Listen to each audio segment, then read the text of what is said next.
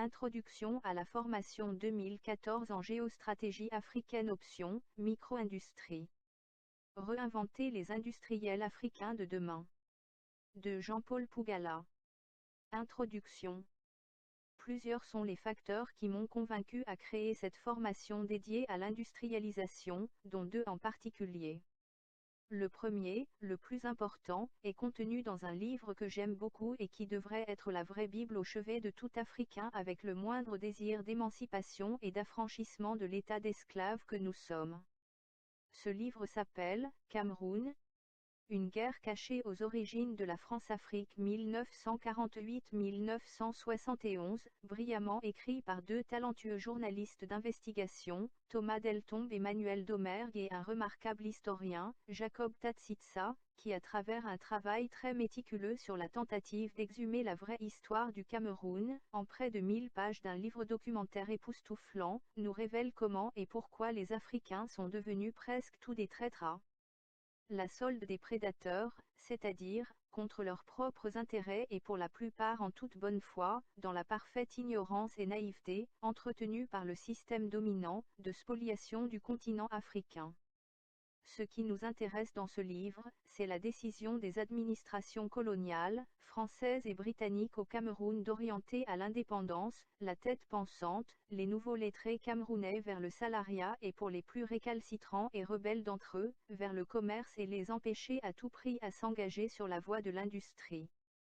Et si par malheur, à quelqu'un des Africains devait venir la démangeaison de s'intéresser au secteur industriel, on devait le laisser faire uniquement si cela devait profiter de façon centrale à la France ou à la Grande-Bretagne, c'est-à-dire, si ces industries appartenant à des Africains devaient servir de relais local au service de l'économie française ou britannique, de la même manière que les industriels européens installés en Afrique.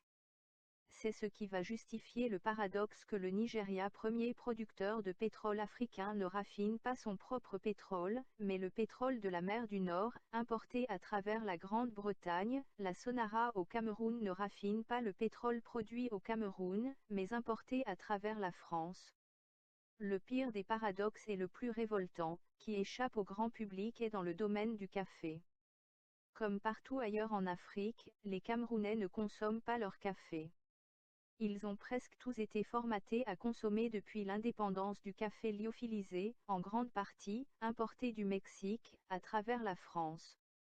Les quelques torréfacteurs camerounais produisent du café moulu, complètement méconnu du consommateur lambda du Cameroun, c'est-à-dire, un produit qui ne correspond nullement à la demande d'un consommateur formaté à consommer ce que lui offre l'Européen et non l'Africain ou à consommer le produit européen et non plus africain.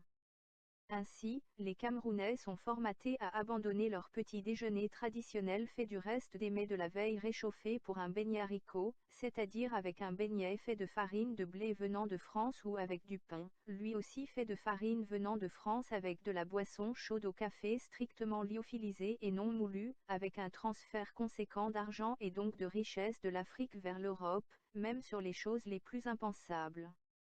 C'est la même chose dans les boissons au soda ou alcoolisées. La bière est faite avec du malt et du houblon, matières premières essentielles provenant de l'agriculture européenne. Des leaders appelés « élites » vont ainsi être formatés pour transformer même les traditions africaines en foyers de consommation des produits devant assurer à l'économie européenne toujours des rentrées d'argent. C'est ainsi que dans une réunion des ressortissants d'un village, la punition contre un membre qui a violé une règle n'est plus de débroussailler une allée du village ou bien un quelconque travail d'intérêt général au profit de la communauté, mais un casier de bière, c'est-à-dire faire tourner l'économie européenne. Même la mort aujourd'hui au Cameroun est désormais mise au service de l'économie européenne.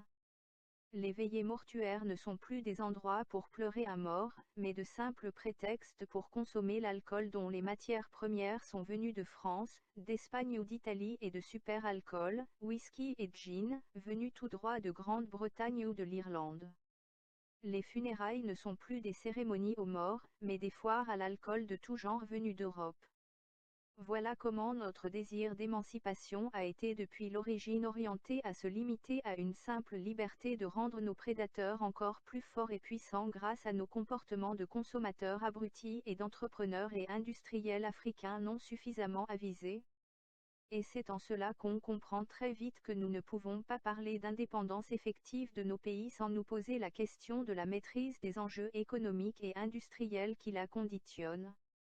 Au moment où le petit déjeuner du Suédois, du Norvégien, de l'Allemand n'est composé des produits comme le pain à la farine de seigle, du rôti de porc, du jambon fumé et couronné des omelettes et des œufs cuits à la vapeur, comment a-t-on pu à ce point convaincre l'Africain qu'il était mieux pour lui d'abandonner son petit déjeuner composé de manioc, de macabo et bananes cuits à la vapeur accompagnés d'un bon bouillon pimenté de chèvre, de porc, d'antilope ou biche pour un misérable plat de beignets haricots bouillis, la ration créée à l'origine pour les marginaux européens sans domicile fixe, des déplacés ou réfugiés de guerre et de calamités naturelles.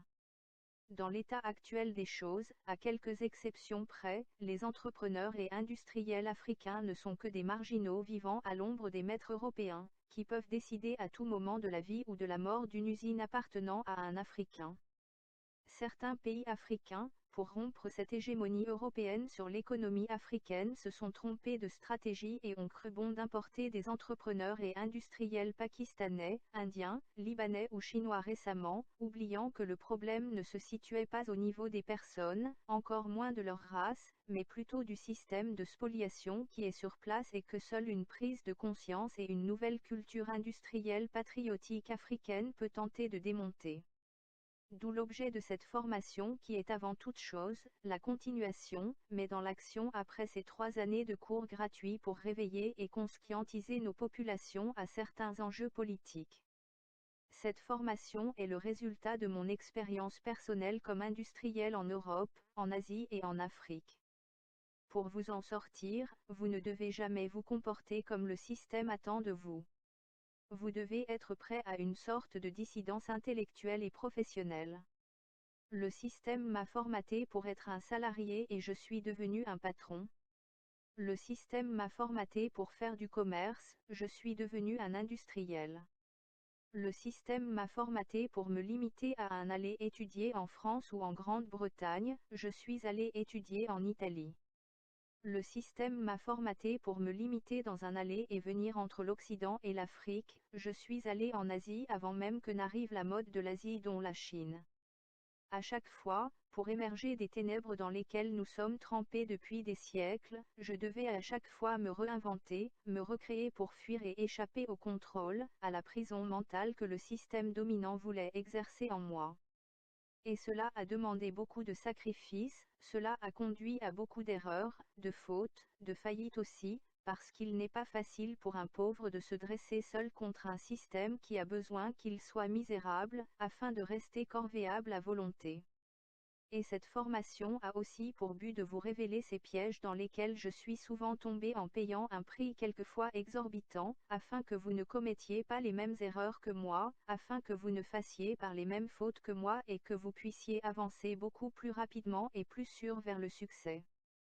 Si vous ne vous sentez pas ridicule de poser fièrement devant votre nouvelle voiture tout-terrain Toyota Prado, sans vous préoccuper de vous demander comment elle est construite et comment vous pouvez la copier de la même façon grossière et imparfaite pour qu'à la place du mot « Toyota », c'est bien votre nom, Onana, ou « Simo », qui y était inscrit, c'est que vous avez un problème.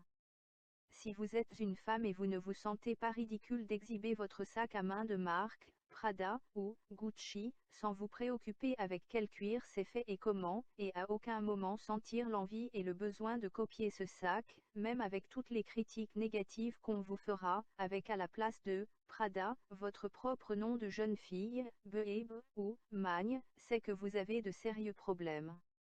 Si à la maison, à la place d'un angle bibliothèque pour avoir à portée de main tous les livres qui vont vous libérer et vos enfants, vous avez plutôt un angle pour bar, faisant au passage aux yeux de vos propres enfants une propagande inouïe à l'alcoolisme européen et une incitation à la consommation de drogue, c'est que vous avez de très sérieux problèmes. si dans tout ce que vous consommez en Afrique, nous ne vous posez jamais la question de savoir quel pourcentage d'argent vous venez de dépenser, et quelle somme restera dans votre pays et quelle autre quittera le pays pour aller enrichir des gens déjà fortunés, c'est que votre cas est sans espoir. Et si vous totalisez tous ces quatre, si, c'est que votre situation est mieux décrite dans ma langue batier en quelque chose qui n'a pas son équivalent en français et se dit « chier » et qu'on peut de façon imparfaite traduire en français par « ton esprit est mort, ton esprit a quitté ton corps et tu n'es plus qu'un corps animé qui végète, un robot qui va et vient pour meubler l'espace, sans aucune initiative personnelle dans les choix qui sont faits, sans aucune prise de conscience sur les gestes qu'on accomplit. Mettre votre propre marque, votre propre empreinte sur objets, sur les produits et les initiatives économiques pouvant être transmises allègrement aux héritiers pendant des années et même des siècles est la preuve que vous êtes vivant, et la preuve que votre passage sur cette planète aura eu un réel impact sur la vie des autres humains. C'est cela la mission d'un industriel. Pendant les prochains jours, avec toute mon équipe, nous vous expliquerons à travers des projets concrets qui ne demandent pas un grand capital, comment il est facile de démarrer dans l'industrie. Nous apprendrons comment réussir la transition vers la micro-industrie de ce qu'on appelle ici au Cameroun le commerce de carton, parce que se limitant mouvementer les cartons reçus d'ailleurs, les ouvrir et étaler son contenu. J'ai tenu à avoir un nombre conséquent de femmes à cette formation avec des facilités de paiement allant jusqu'à 1 an, afin que le montant exigé ne soit un prétexte de frein pour personne. Et si pour ce paiement en 1 an, nous n'avons exigé aucune garantie, mais nous contentant d'une simple promesse, c'est parce que tous les participants de cette formation sont désormais une sorte de nouvelle famille, une famille d'industriels, avec des comportements d'industriels et de la solidarité d'industriels qui consiste à aider l'autre à réussir dans son projet parce que c'est la garantie que cette personne aura les moyens de vous venir en aide, si vous en aurez besoin à votre tour. Le nombre de participants a été limité à 50, afin que nous ayons la possibilité de dialoguer, de converser, d'éclairer le moindre doute de tous les participants, afin d'avoir le maximum de chances d'avoir un taux de réussite honorable des activités que vous créerez. Le deuxième motif qui m'a poussé à faire cette formation vient de la mutation d'un projet que nous avions fait en 2011 dénommé Afrique 2021 et qui a été suspendu parce que les participants étaient le plus souvent des infiltrés. Le pire est arrivé avec la publication de la leçon intitulée « Voici comment l'Afrique va contrôler l'Europe », qui avait pour objectif d'informer et de former les jeunes Africains à l'opportunité que représentent les énormes terres agricoles en Afrique, encore en friche. La conséquence de la publication de cette leçon a été l'augmentation dans certains pays comme le Cameroun, de la demande en terres agricoles, pas de la part des Camerounais ou d'Africains voulant s'installer au Cameroun, mais des ONG occidentales et des entreprises européennes décidées à ne pas laisser les Africains profiter de cette aubaine à peine révélée par moi, mais de venir ici au Cameroun eux-mêmes cultiver les différents produits pour alimenter eux-mêmes le marché européen. Ceci pose le problème des destinataires de mes textes qui sont destinés à la jeunesse africaine en priorité, mais on constate qu'ils n'ont pas les moyens pour réagir convenablement dans l'immédiat et au final, sans me rendre compte, j'étais en train de fournir aux prédateurs les armes pour spolier l'Afrique encore de plus belle. D'où l'idée de cette formation complètement réservée aux Africains et leurs conjoints, mais surtout confidentielle. Cette introduction est la seule partie de la formation qui sera rendue publique. À partir de demain, vous êtes priés d'éteindre même vos téléphones portables avant le début du cours. Nos prédateurs ne doivent pas avoir le cadeau de pouvoir constamment être informés sur notre degré de compréhension du système et de notre maîtrise des instruments pour y faire face. La confidentialité de cette formation est aussi dans votre intérêt, parce qu'en m'abstenant de publier le contenu des leçons, je vous laisse le temps de devenir de vrais pionniers dans votre secteur d'activité sans la possibilité d'être bêtement copiés par des gens avec plus de moyens que vous et qui seraient au courant des détails de ce que vous saurez en ces jours. Lorsque nous avons décidé de créer cette formation de Douala, nous pensions la réserver aux Camerounais où personne réside au Cameroun.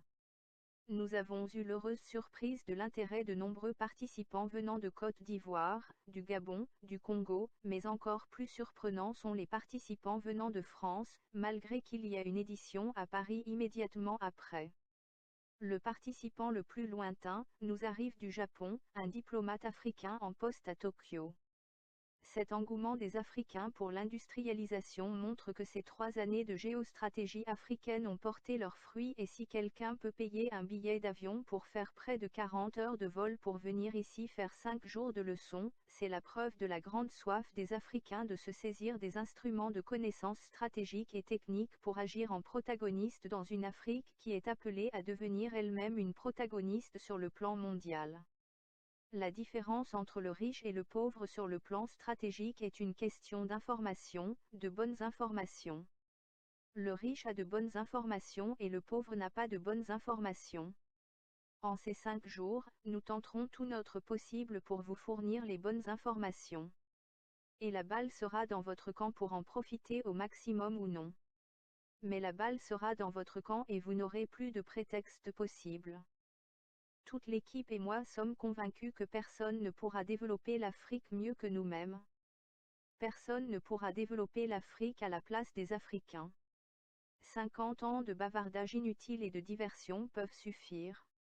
C'est à vous de siffler la fin de la recréation et de faire que l'Afrique soit respectée et non aimée, dans le rapport de force que sont les relations internationales. Nous serons toujours à vos côtés pour vous accompagner dans cette nouvelle aventure industrielle, parce que nous avons la profonde envie d'afficher votre succès futur comme notre propre trophée, le trophée du courage d'aller contre vent, contre les clichés, contre le consensus généralisé de la médiocrité ambiante. Certains de vous vont chuter en chemin, mais dans le domaine industriel, l'échec n'est que la partie intégrante du parcours, parce que devant servir pour se surpasser et m'améliorer face à une concurrence qui ne pardonne pas. L'important sera de tomber 100 fois et de ne jamais rester par terre. C'est la personne qui reste à terre qui est déjà morte. Douala, le 22 janvier 2014. Jean-Paul Pougala. info@jostra.com. Tel, plus 237, 22 736 418. Calendrier de la formation pour les différents pays. 22-26 janvier 2014, Douala, Cameroun. 19-23 février 2014, Paris, France. 26-2 mars 2014, Bruxelles, Belgique. 26-30 mars 2014, Montréal, Canada. 23-27 avril 2014, Nuremberg, Allemagne. 21-26 mai 2014, Luanda, Angola. 18-23 juin 2014, Rome, Italie. www.igeducation.com. Pour info@jostra.com. NB2. Priorité aux membres des clubs géostratégie africaine.